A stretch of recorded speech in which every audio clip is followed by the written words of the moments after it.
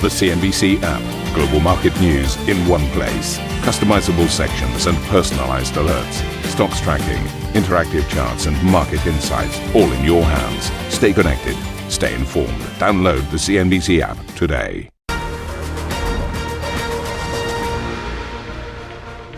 A very good morning to you and welcome to Squawk Box Europe. I'm Juliana Tadeba with Karen Cho this morning, and these are your headlines. Global stocks stabilize following the tech rout as upbeat U.S. data calms investors' fears over stretched valuations. HSBC CEO Georges Algerie tells CNBC exclusively the market has to face up to mixed AI expectations.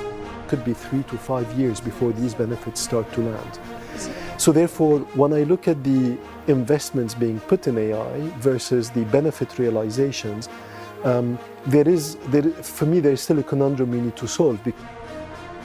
Commerzbank posts a surprise profit fall in the third quarter, but raises its revenue outlook on an improving net interest income outlook. We'll hear from the CEO Bettina Orlopp in just a few minutes. The US Supreme Court justices appear to express skepticism over the legality of the Trump administration's sweeping global reciprocal tariffs, with both conservatives and liberals pointedly questioning the president's lawyer.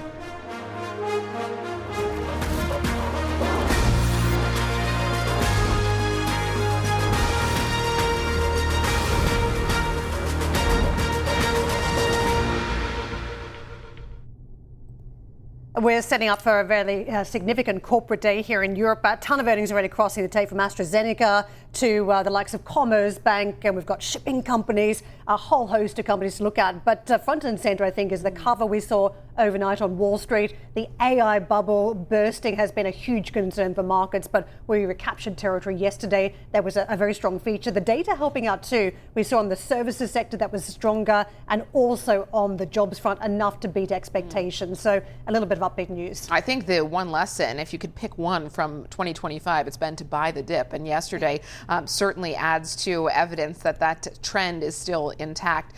You mentioned, Karen, the number of earnings that we've got coming through in Europe this morning. So let's get right to it. AstraZeneca numbers just crossing the wires.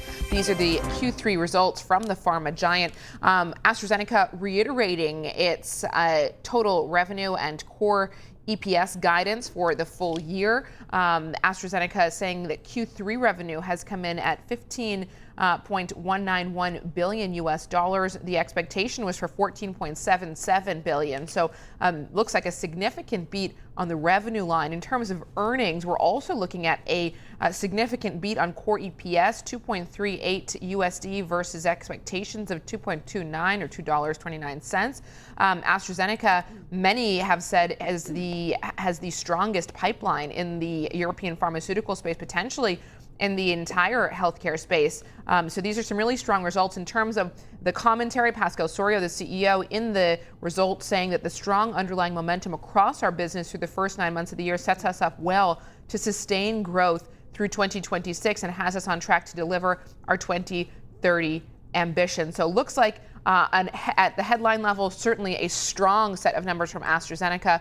So much to discuss around this company, a company that has been strengthening ties with the United States significantly over the last couple of months. And we're going to have a chance to ask all these questions to Pascal Soriot, the CEO of AstraZeneca, at 7:15 London time. In the meantime, let's push on to Commerzbank. It's in the European space where, don't forget, it's mounted a very strong defense to avoid a takeover approach from UniCredit. But the latest numbers, this does pose somewhat of a challenge. It posted a surprise fall in net profit in the third quarter, but the German lender raised its full-year outlook for net interest income. And let's get out to Annette for more from Frankfurt. Annette, good morning to you. Good morning to you, Karen. Yeah, if you look at the numbers, you're actually completely right. The net profit is lower than expected, and then analysts did expect, but at the same time, they're upping their forecast. So I'm now here joined by the CEO of the company, Bettina Orlopp. Thank you very much for joining. Good morning, Annika. So we had that summary right now. So it's on the one side, you're quite optimistic about the outlook, but at the same time, the net profit is disappointing. Perhaps you explain that to us. But first of all, we are absolutely convinced that the results are really, really good. It's a record operating result, which we have seen now year to date. for the first 9 months. Also the quarterly result has been very, very strong. You have to look on the operating result level because on the net profit level we have an extraordinary tax effect seen in the third quarter, which is due to the fact that we will see tax reliefs in the coming years because of the decisions of the government, but that has a short-term effect, and we booked that in Q3. So overall, numbers are really, really good, and they really can be described with 2 words: growth and profitability.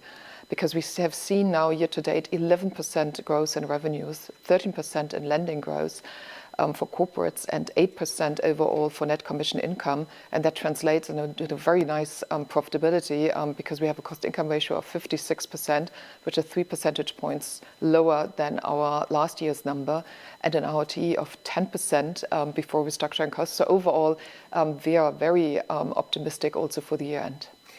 Let's look a little bit ahead in 2026, because clearly your defense strategy was clearly in the past versus UniCredit to overperform, so to say, what analysts did expect. But the air is getting thinner to actually beat market expectations one quarter after the next. So what is your outlook for growth for 2026? So we are very optimistic for 2026 because there are 2 factors which are clearly tailwinds for us. One is the macro environment. We have this year still a year of stagnation in Germany. Next year, we assume that we will see a GDP growth of 1.2%, also because of the stimulus packages.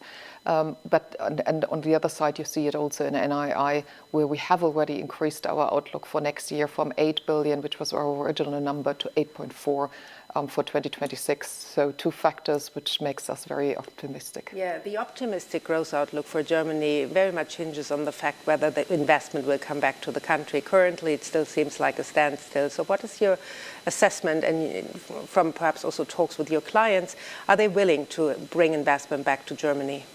But first of all, they are willing. They want to see reforms. They need changes when it comes to bureaucracy, when it comes to energy costs, when it comes to the labor market, that's for sure. But actually, the 1.2% is very much driven by the stimulus package, by the factor that we will have more working days next year.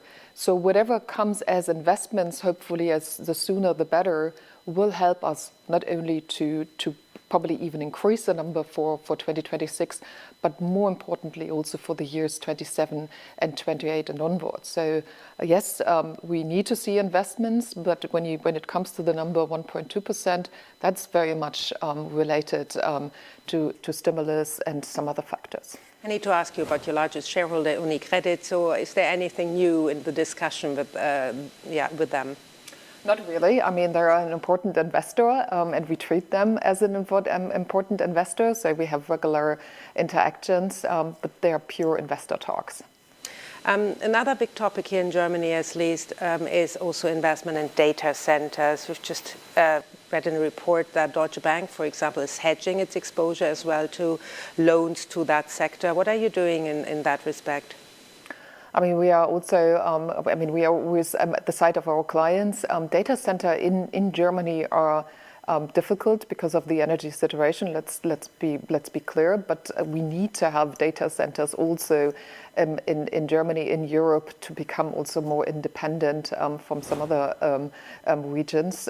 So therefore, yes, it's important, but we also need to have the right energy mix for that to make it an efficient business, to say like that. But you're investing, or you're handing out loans to the sector, to the tech sector as well. Oh, yes, so, we do. yeah, are you optimistic that the European tech space can also increase, given that we also want to be sort of sovereign in that space? I think we need to pick our battles. Yeah. So we can't do it all. That wouldn't be possible. So we really need to focus on our strengths and then invest heavily in the areas where we can be best of. What is your investment in AI here in the bank? Because clearly that's one big topic as well. How much money will be put into the new applications? I mean, in the moment, we are really at the beginning, but we see use cases everywhere in the bank, smaller ones, and we have strategic ones which we really follow up on the group level. And in the moment we invest a high double-digit number into it, but that number is increasing as we speak, and it will definitely change the operating model of the bank. Specifically, also agentic AI is a new game where we have to see how this will impact our way of working, our way of interaction with clients, and we have every day a new introduction of use cases, and in the moment they make really the life of our people easier. They are for customers. The big impact is about to come. Yeah, the key question when we talk about these applications for many corporates, though, is what does it do to your workforce? Will it be much more cost efficient for the bank because you need less people, or is that the opposite? So what's your assessment? So at the moment, it's really for us to help our colleagues. When you have, for example, we have a Cobra GPT Sherlock, which helps to navigate through the regulatory jungle every bank has. That's more really in making our colleagues faster, making it more convenient to serve our clients. Same holds true when it comes to things like that we do the documentation of client meetings in the corporate side, that we do that AI based. It's just saving time, making it quicker. You have other topics like the avatar, which we now use in our mobile banking app, which is more client convenient because they do not have to wait in a call center. They can just interact with Ava and hopefully get their problem solved. So it's more making life easier, and we will see over the next quarters where big efficiency gains also are. Let me bring you back to your core business. You're quite optimistic as well about net interest income. So how do you navigate that environment with the lower rates, and also most likely the fact that the ECB is done with cutting? I mean, for us, it's good because it's a stable situation. We can work with it. You know that they are very much dependent also from the moderate deposits. So we see as long as the yield curve is a yield curve as we currently see, so steepening one, it's very beneficial for us. Every year we will see more net interest income coming out of the model deposits on the one side, and clearly having lower rates now also support growth, support lending growth, because it's more attractive for clients, private and corporate clients, to do either a loan for investment or to buy a house or whatever and take a mortgage. So we think it's definitely supporting our growth ambitions. Yes, people were holding back quite a bit when it comes to the real estate market. So do you see that this is coming back a little bit? People are taking out mortgages once again?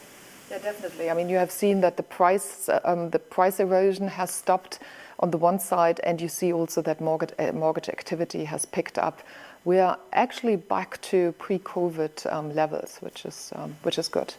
One last question on your defense strategy going into 2026. So what's on top of your mind when it comes to defending yourself to be independent? Value creation, that's the key word. We need to create further value, we need to accelerate our efforts, and we need to deliver. That's the trick.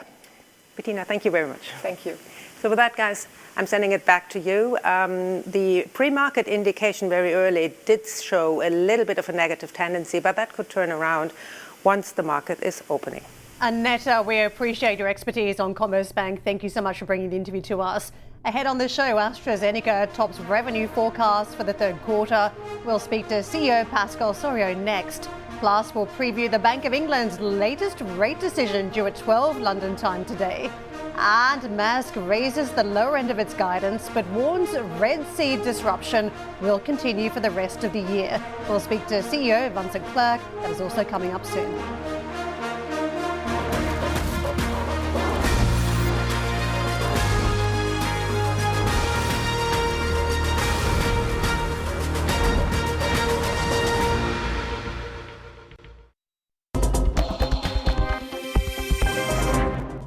Welcome back to the program. AstraZeneca beat on the top and bottom lines in the third quarter amid strong sales in key drugs, enabling the firm to reiterate its annual forecasts. The UK's largest company said it's delivering on its strategy to strengthen its U.S. operations. Let's get to Pascal Soriot, CEO of AstraZeneca.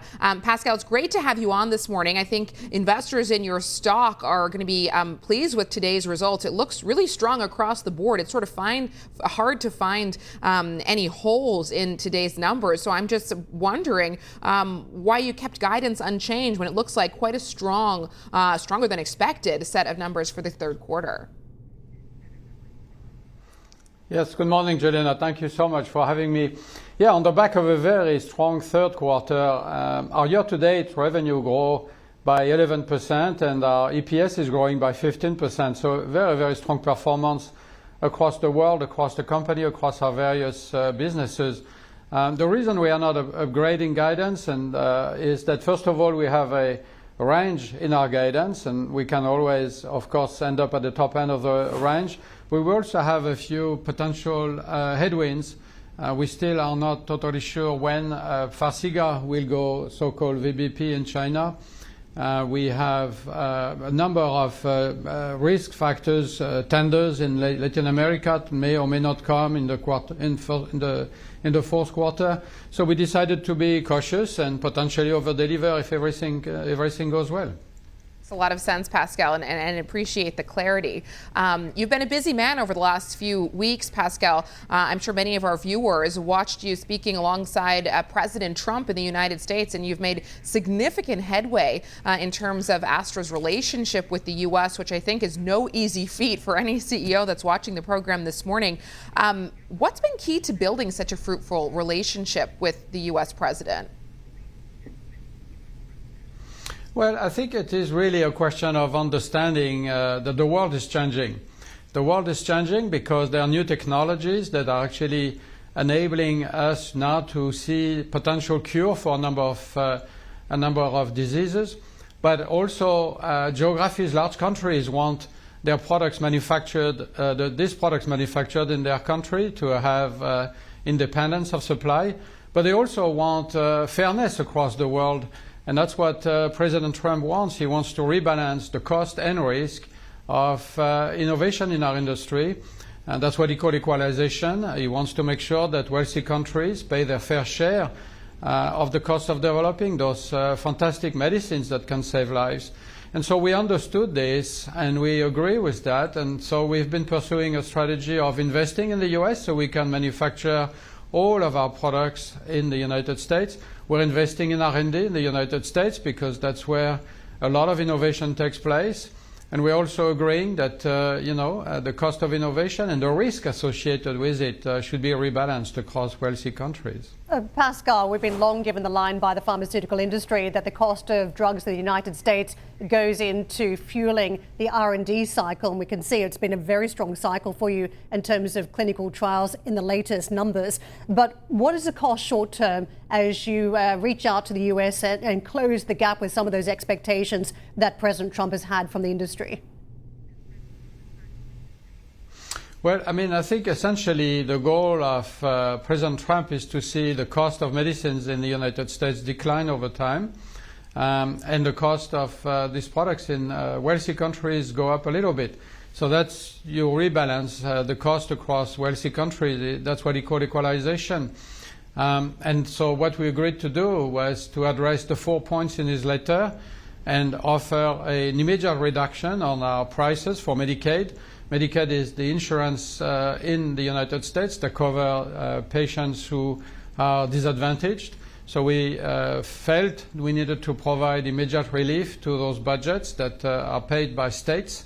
And then we also agreed to prospectively equalize for our new products in the future across a basket of wealthy countries. And of course, we also agreed to deliver our products directly to patients for those who want to buy them directly. So, we have aligned our priorities to what actually is fair to do for the US, for the world. And of course, that's what the current administration wants to achieve. Pascal, what are the implications of that priority? Do we see a hit to margin short term, an impact on the amount of research and development you can conduct for the near years? How do we think about the wash up of those priorities? Well, actually, we have a very large company. We are present in almost every country around the world. We have a tremendous geographical footprint. We are growing very strongly in the emerging markets. In the US, we have a very large portfolio of new products, so we have strong momentum. So we can absorb the impact of these Medicaid reductions that we agreed to. And this will not affect our momentum and certainly not affect our 2030 ambition. So we believe we can absorb this, and we can move as an industry into a new world where the cost and risk of innovation will be better shared across wealthy countries. Well, Pascal, at the same time that you've been strengthening your position in the United States, there's been a lot of questions swirling around Astra's commitment to the UK, and there had been reports suggesting that you were considering scrapping your London listing altogether, and instead you have decided to list shares directly on the New York Stock Exchange.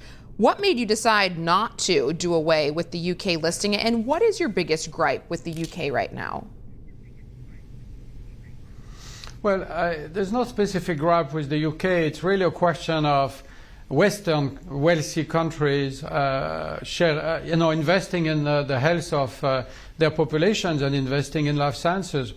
For now 25 years, many countries in Europe, including the UK, have been shrinking the budget allocated to innovative pharmaceuticals. Used to be 12, 13, 15% of healthcare costs.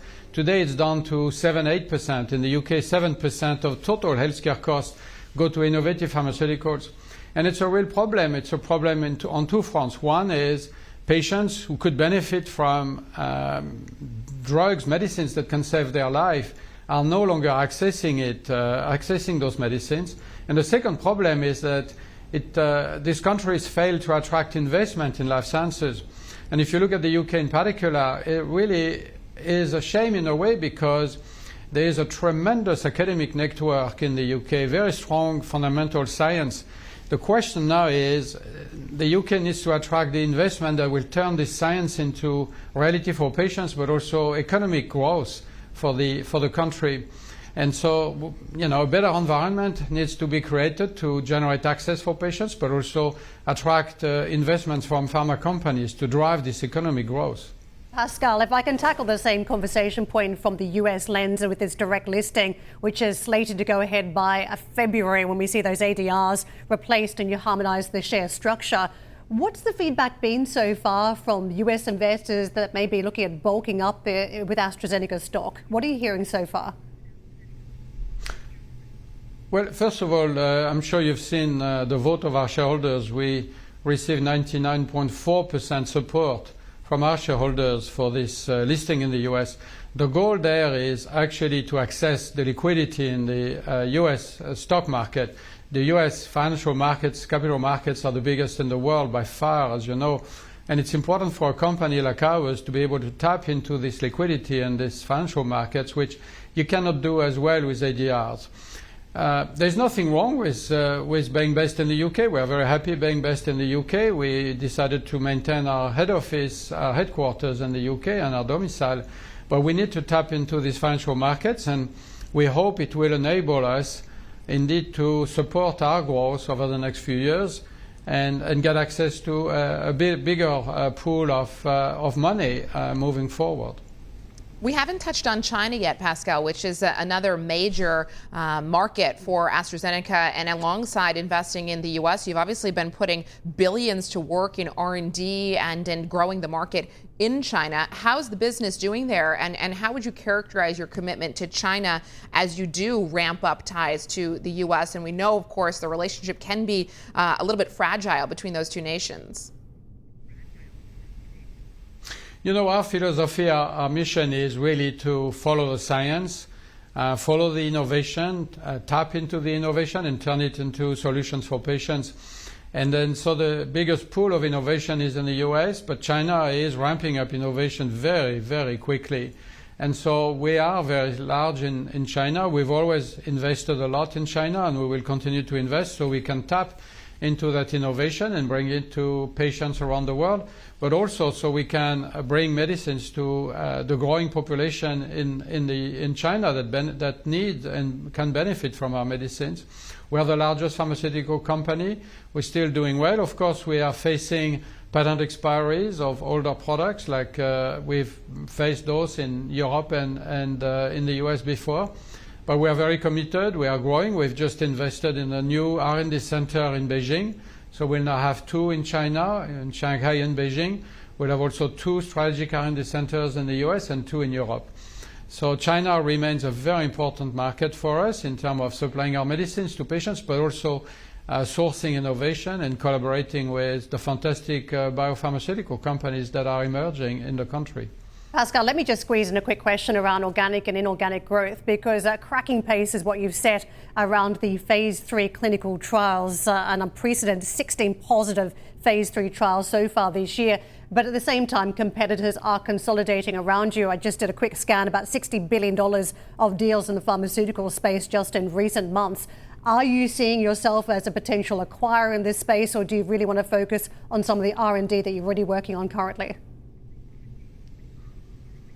Well, at the end of the day, if you're a patient, you don't really care whether the product was invented by the company that supplies it or whether it's the result of a business development deal.